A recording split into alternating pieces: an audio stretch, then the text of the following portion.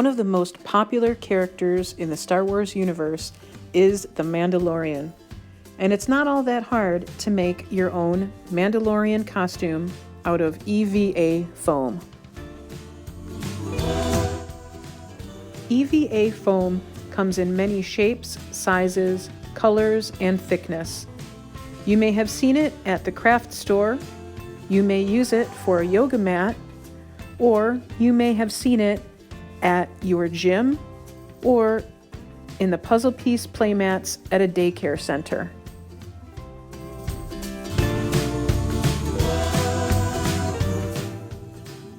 To create the pattern for the armor that I made, I used the pieces from an old Boba Fett costume.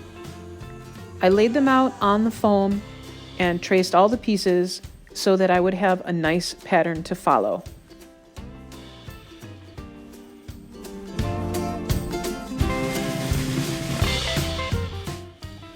Once all the pieces were traced, I used a combination of scissors and an X-Acto knife to cut out all of the pieces.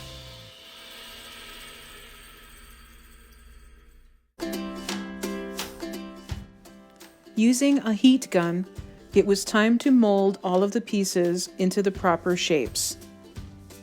The heat gun is very hot, so if you ever use one, be very careful. In addition to molding the pieces into shape, by using the heat gun, it seals all of the tiny pores in the foam so that when it is time to paint, the paint will adhere better to the foam. Otherwise, it would take a lot of coats to get the effect that you want.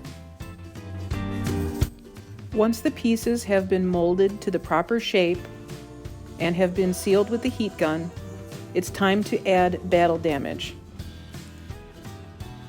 I used several techniques for this process, including a pair of scissors, an X-Acto knife, and my thumb. By heating the foam first and then pressing any of those objects into the foam, once the foam is cooled, the impression of those objects stays with the armor.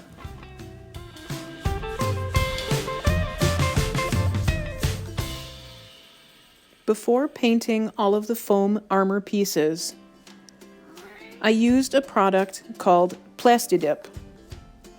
This gives a rubberized and flexible seal to all of the foam pieces so that the paint will adhere better to the foam.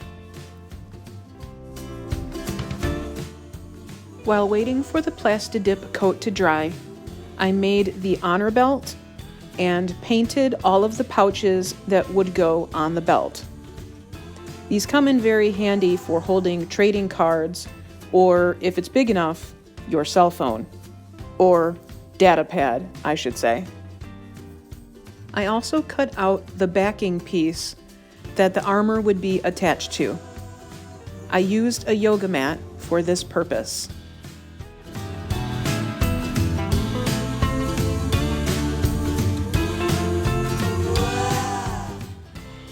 The base for the helmet is the two-piece Jango Fett helmet. There are some modifications, however, that you need to do before it will be ready to wear. Use a heavy grade sandpaper to scuff up the entire surface so that the paint will stick, and reinforce the inside seam.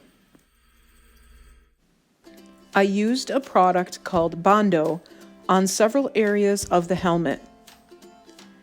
This gives the helmet overall stability and a more realistic feel and weight. Once the Mando was applied, it was time to seal it with auto body primer and filler. This helps cover up any of the imperfections left from the Mando. Some imperfections are okay, of course, because those will become battle damage later. Once the primer is applied, you can begin the painting process. I chose to go with a glossy red because I thought that it would look more like metal when finished.